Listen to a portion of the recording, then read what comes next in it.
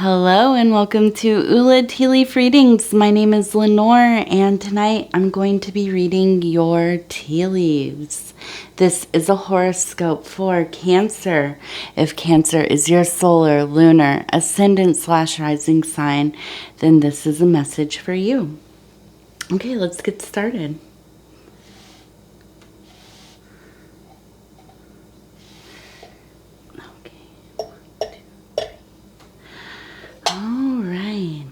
Knock, knock, knock. Let's see. Wow. We have a lot of grouping on one side here. Okay, and I'm going to go ahead and apologize if you can hear that fizzling. It is a full moon tonight. I'm up way past my bedtime. And just really getting my party on. Drinking some Alka-Seltzer, and that's the fizzing. You can hear it getting itself together here. Unfortunately, we still have some sickness in the house. It just does not seem to go away. People were not kidding when they say these kids, they carry around a lot of germs. Okay, so I'm seeing quite a few things here, my goodness. A lot of action on this side over here.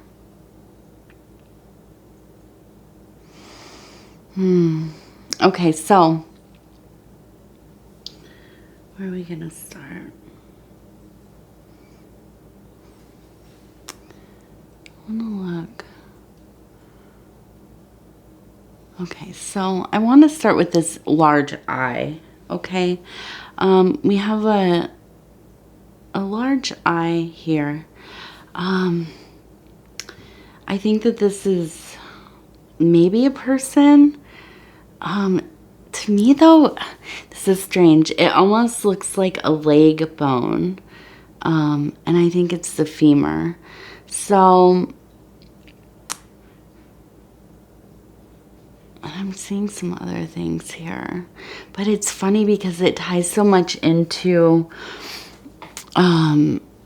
when I was preparing for this reading earlier today, and I didn't get a chance to do it. I was doing some visualization, and then we had a bunch of things happen, and I ended up having to do my reading after everybody went to bed, basically. So, I've had some time to think about it a little bit, but so in this kind of visualization, vision state, I was really meditating on, well, my reading for Cancer, but this idea that whomever I was going to be reading for had some kind of acute medical incident when they were young. Maybe very young, and maybe even so young that you don't remember, but your family has talked about it, so you have information about what went on, but it might be kind of blurry or something that you remember through other people's memories. Okay, and I was thinking while in this visualization that it seems like it could have been like a terrible break, and maybe a terrible break in the leg, and you know, breaking your femur versus another part of your leg is very traumatic. So I don't know if that's exactly what happened, because the other thought I had was that it would be maybe something like a very high fever, which could have been an infection, something viral. I mean, any number of things, but so high that you would have been hospitalized. Okay, and so whatever this incident was, this isn't really super about the actual whatever happened, whatever the medical incident was or the accident. and I think it was acute. I don't necessarily think that this is an ongoing disease or the beginning presentation of a disease. But I think a chronic disease, I should say, or something that has followed you through life, affecting your health. But what was important and striking about this situation was that it had set you up to be in a relationship with family members and caregivers in your life, to be very kind of maybe there's some overprotection, really keeping you safe and sterile and kind of, not out playing and roughhousing and, always kind of minding what you were doing. And I think really the thing that arose from that was feeling fussed over, coddled to some extent, but also really feeling that who you were as a person, as a being, was being neglected because you did not feel heard, you did not feel seen. Okay, you had become this thing that needed to be taken care of all the time, needed to be minded all the time, had to live delicately. And I think as a parent, I understand that that instinct for sure. And I have a young daughter, and especially she's been having a cold. Luckily it hasn't been anything too bad, but I understand the instinct to just be a little probably overbearing. And so I think that you probably understand that about your parents or your caregivers. But because this became part of the dynamic in your relationships, in your household, and probably your positioning in the family, because it almost seems like, in my mind, that you probably were not an only child, although you may have been. But if you have siblings or other people who lived in your home who were closer in your age group, I feel like you felt very kind of singled out. And that it caused a lot of conflict. And I think this is really kind of showing up in this bowl here.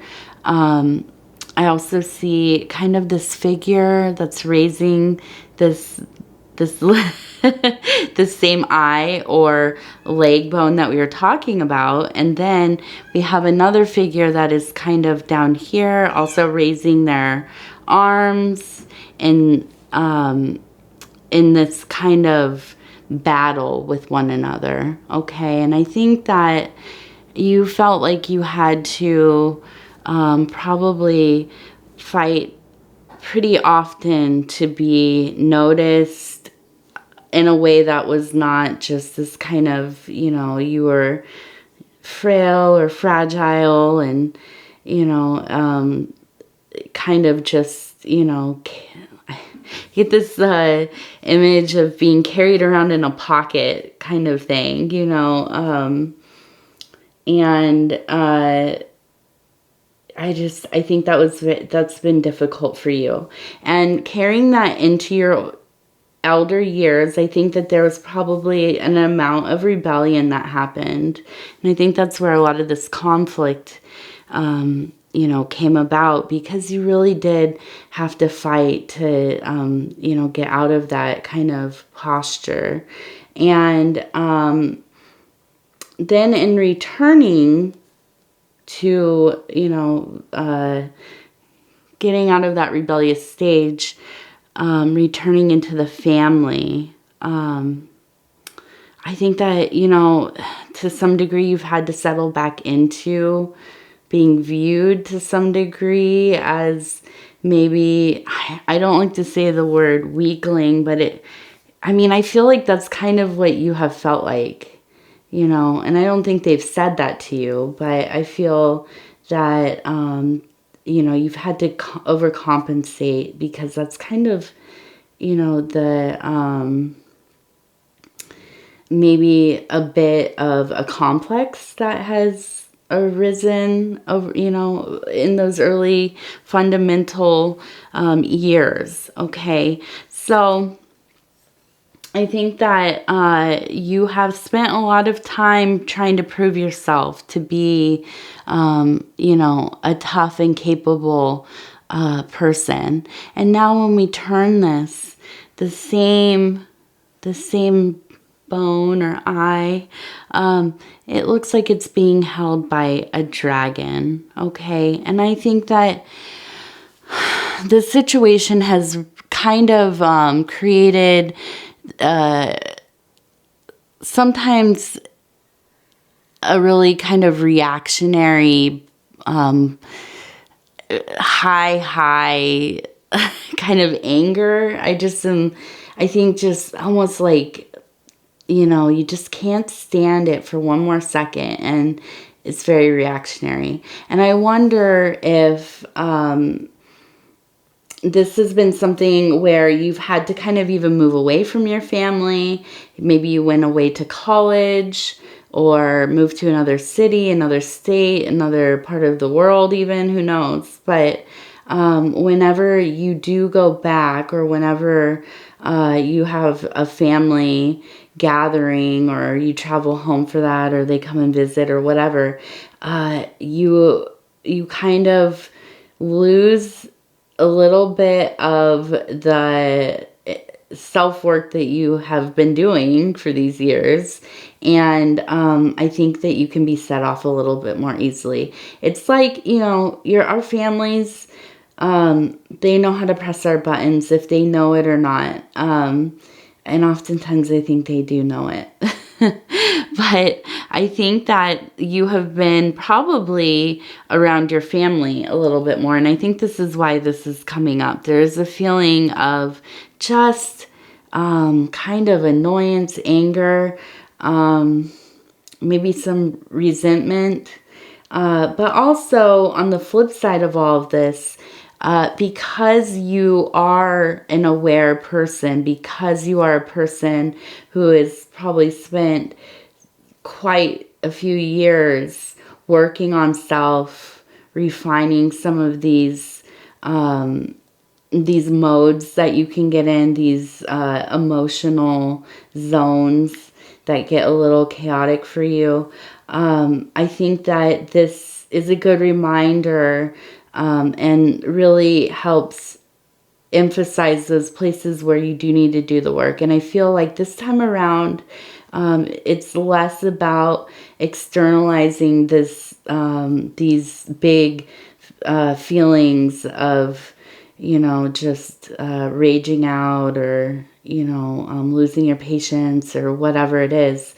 And I think that you're taking note of it, and you are trying to work through some of that stuff. And really, actually, it's becoming quite valuable, because it's such an indicator of where those sore places are for you. And I think that with age and with the work, and just becoming a more seasoned person, wise being, you are seeing that this discomfort is, although unfortunate, and, you know, unfortunately, most of us go through things in our early years that we spend most of our life trying to, you know, get over and and heal and process and integrate and all those things.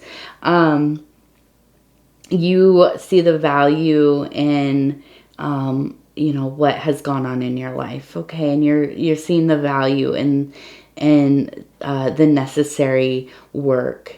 And, finally being able to find some of those like real precise places where maybe there are some splinters, emotional splinters left behind, right? And I think that, it's just very, it's very grown up, but very evolved, and just, worthy work. But you should really, give yourself a pat on the back. Because I don't think you do that often either. But give yourself a pat on the back because you have come so far and you are really doing some work that not a lot of people get to in their lifetime. Okay, they, it seems when we're in it and when we've been doing it, it seems like, oh, these are easy conclusions to come to. These are obvious things that we should all understand. But the reality is not a lot of people actually see this work through. And even less people really even ever come to a realization that this work needs to be done or get past, blaming everybody else outside of themselves for the things that have happened in their lives. And if you're unable to get past, taking any kind of responsibility, and of course there are things that happen, abuses and incidents out of our control, and just, terrible things can happen in life. And I'm not saying that that's anybody's fault, but we do have to, at some point, take power over those situations and figure out how we can play an active role in our healing without losing ourselves in the tailspin that is, blaming, never getting over the wrongs that have been done, right? And, I say this as a person who suffered, I don't know what I'm allowed to say on YouTube, but suffered, I think people just say SA, and, neglect and a lot of death in my life at a young age, and addiction issues within my family. And, I did not have an easy upbringing, and I have plenty of people who I have blamed in my past for things, being the way that they were. And it really made my life very stagnant because I couldn't get over that stuff. I mean, I never have gotten over it, but I couldn't get over blaming other people. And I still, I still have a lot of hurt and cannot fully understand the actions of others, but I can't dwell in that forever, either. And so sometimes we have to just, accept that there are places where we can do work and we can heal and we can process. And that's the best we can do. And, unfortunately, when we have big hurts and traumas and abuse, especially at a young age, but all through life, really, there are certain kinds of things that happen that are, it's like the gift that keeps on giving, or the curse that keeps on cursing, right? It comes up over and over and over again, and it really depends on us to figure out how are we going to manage that. How are we going to take hold of those terrible things and use them as a tool to refine ourselves and to evolve as beings, and hopefully, stop the generational cycles of abuse, stop, the seeds of mental terrible mental health crises and,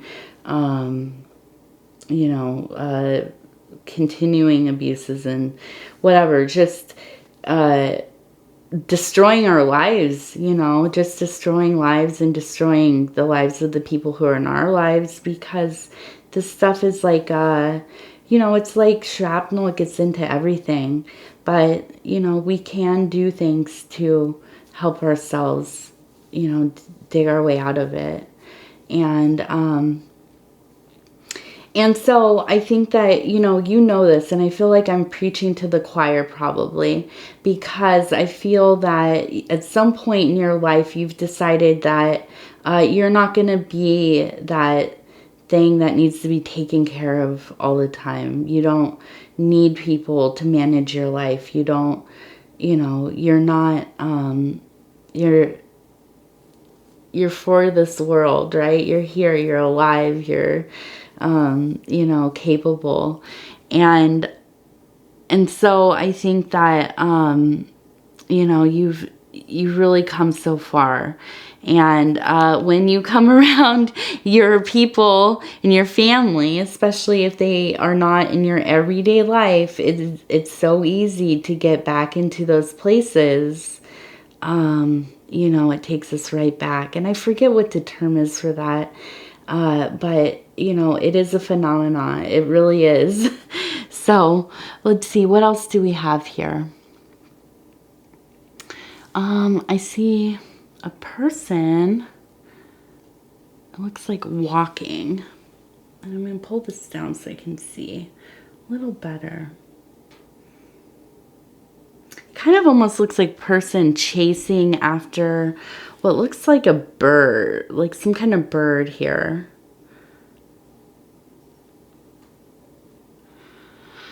And I see it going down this, there's a nice line right here. And we have a couple lines actually. So I really feel like there is a lot of movement happening right now in your life. And you could be moving jobs, moving where you live, or just maybe you travel quite a bit. But it feels like at times, okay, it feels like you're chasing something that is very kind of elusive to you, okay? I think that, and this is the thing with this card. I pulled the Six of Cups, which is the pleasure card, right? And for this reading, I really get the thought that with this card, it is all about trying to figure out how to stop chasing this elusive thing, this desire you have to find some kind of pleasurable fulfillment, or fulfillment that you believe will be pleasurable, and letting things kind of align themselves. Because when you stop thinking, and you are quite a thinker, you're a Cancer, and you do let some of the whims of the universe take over, and you stick more to your intuitive side, which is difficult for you. You're very intuitive, very emotional, very in tune with those two things together, but you're also very, very rational thinking, critical thinking, overthinking, obsessing at times. And I think that, I just see that you're spending a lot of time trying to figure out what is going to make you feel like something, like you've arrived, like you have succeeded in some way, that, what you've been able to accomplish means something not only to you, but to probably your family, because that's who we've been talking about. And I think that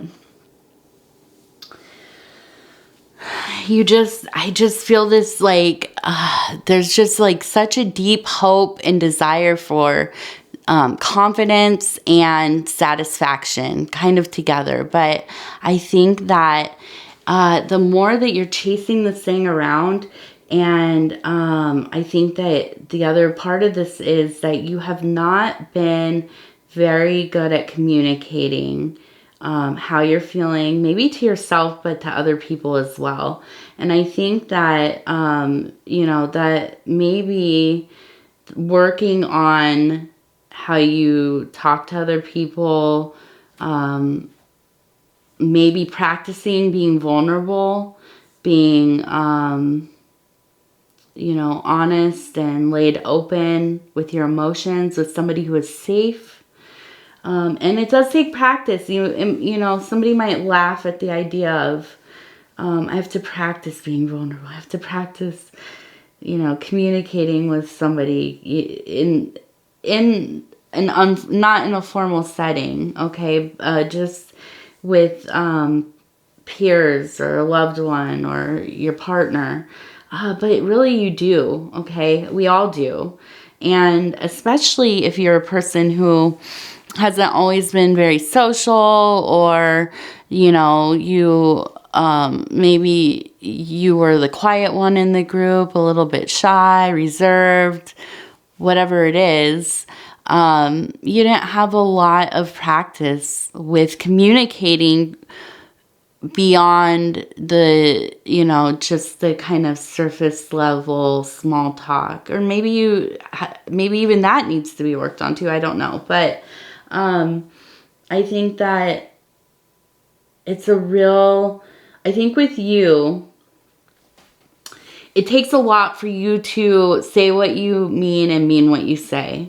Okay? I don't think that you go around, lying about what you want or omitting a lot of things, but I think you just don't even get to the point where you say what it is.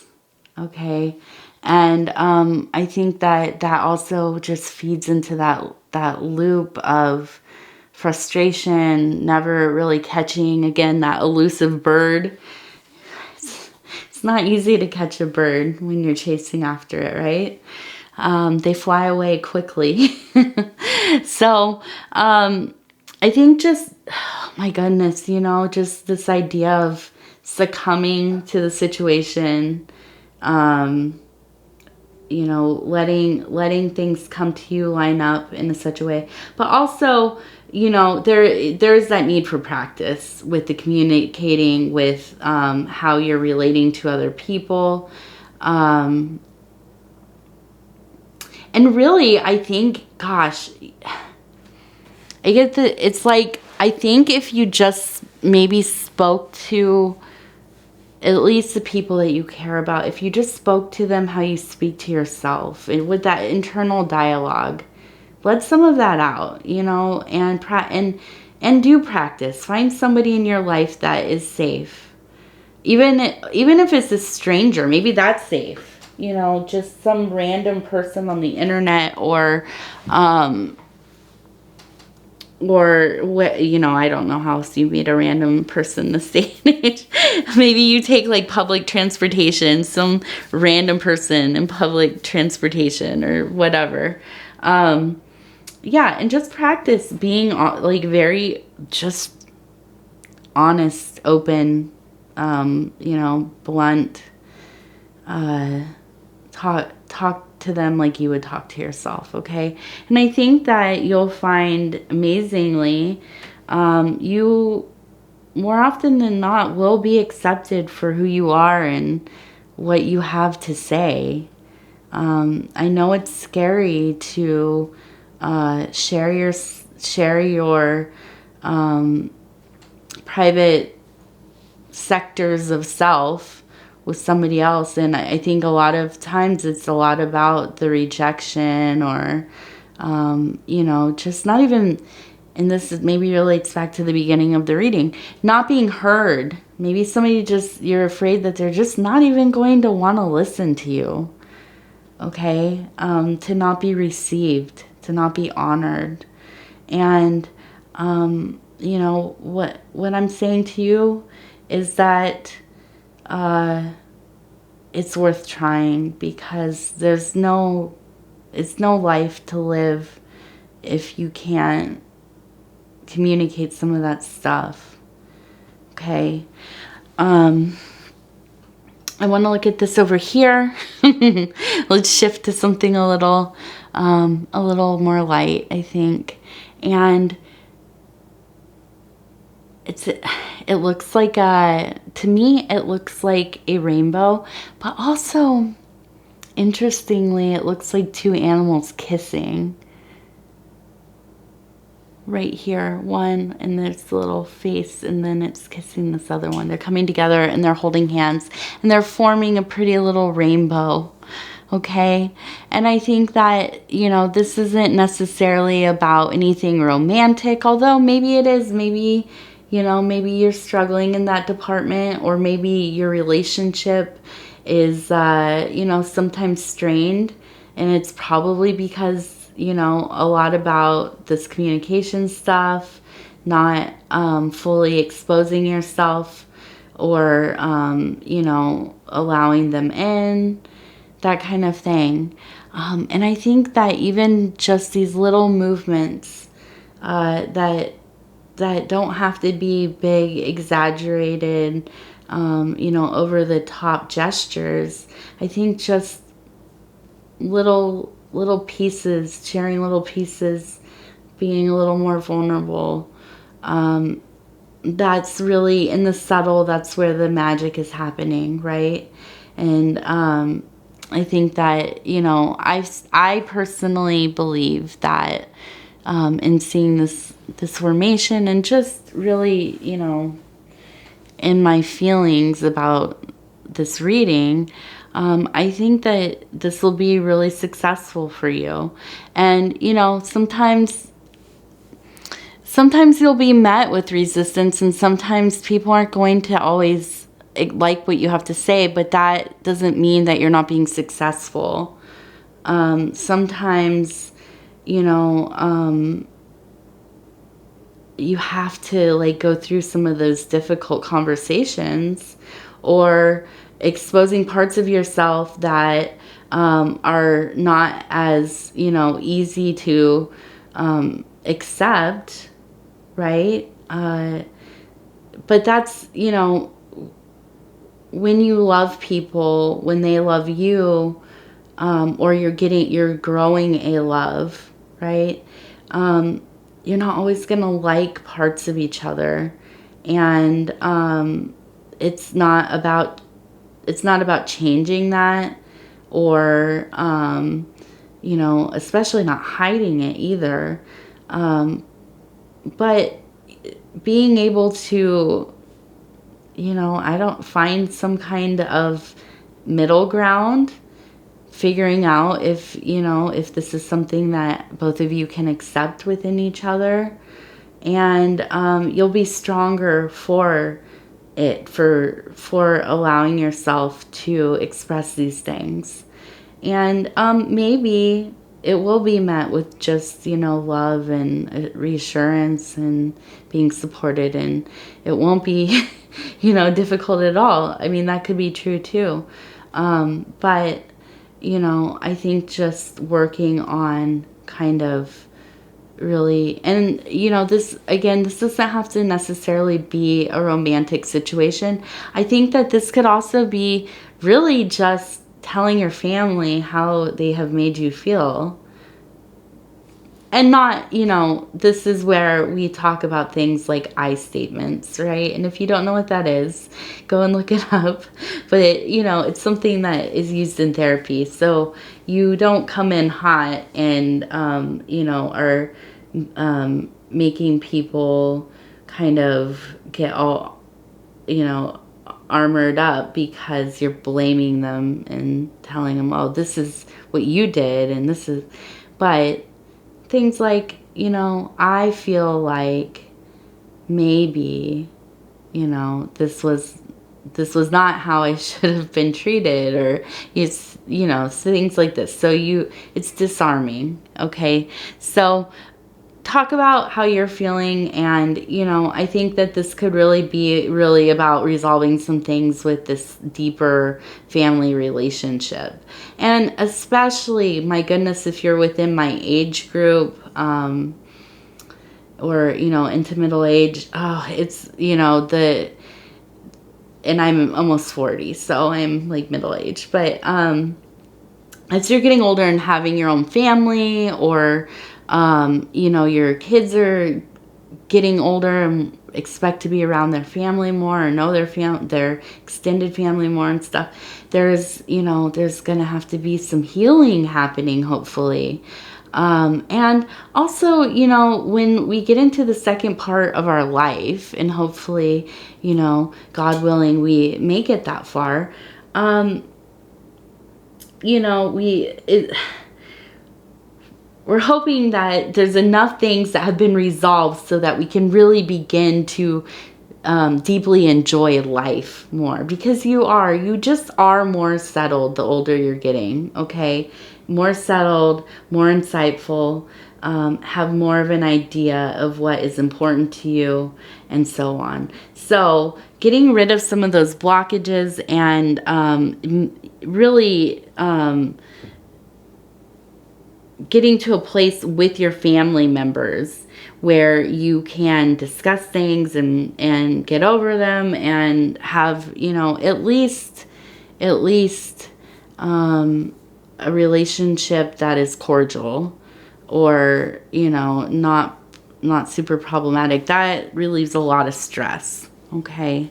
And I wanted to, this is getting dry, but I wanted to, and I think maybe this moved, but I think there's an L person in your life that you need to talk to, because I was seeing a bunch of L's in here. And there's an L there, and there was a big one over here, but I think it kind of got knocked around a little bit. Okay, so let's see, what else do we have here? I want to look.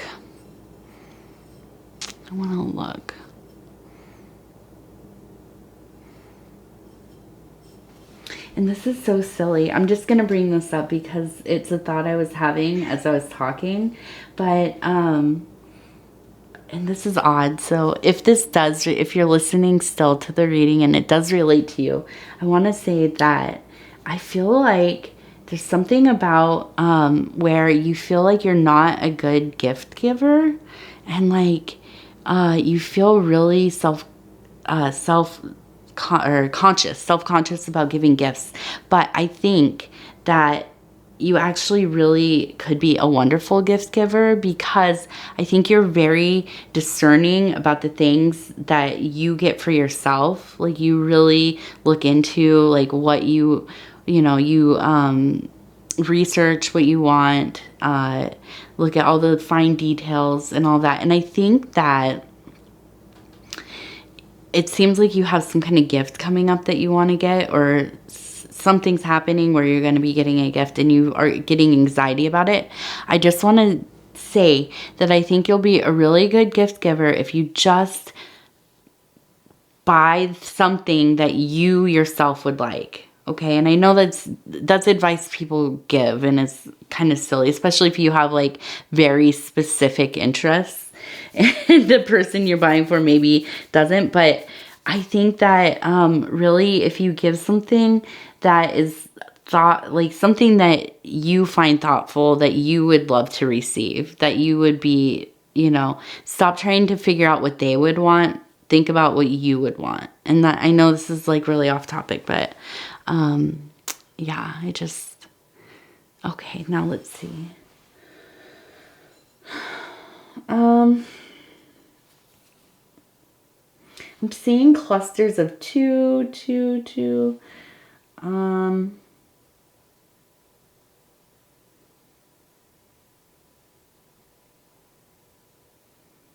it almost seems like feet, little, and I think this has to do with traveling again.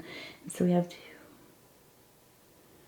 So I think in like the next month, in the next 4 weeks, There is some kind of trip happening. Maybe this is the thing with family. Maybe it's like a wedding. It's getting into that time of year where a lot of weddings are happening. And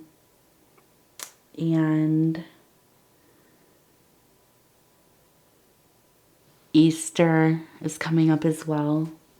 So there's probably some traveling happening. And I think it's something like that, not so much work. Okay, and I really think that I feel like there's like almost a feeling of not wanting to go. But I think that's how you always feel when you're about to travel. You just don't want to like leave your little temple or home that you have created a temple. And but I think it's going to go well, and I think that the actual travel is going to be fine and safe. I think that it's a good time to start laying down the foundational work for some of these conversations you're going to have. I don't think that they're going to happen right away. I think that you will lay down some of the, I think seed the field, and then I think the conversations will come later. I don't think they'll be face to face though. I think this is something you're going to do on the phone or I don't know, through email or text, which is fine. But yeah, I think that, there's a sense of just really a lot of anxiety about this stuff. And, I think that it's going to go okay. It's just so much a matter of choosing your words and demeanor and, but also, not being in a very defensive posture while you're doing it. And that's going to make all the difference.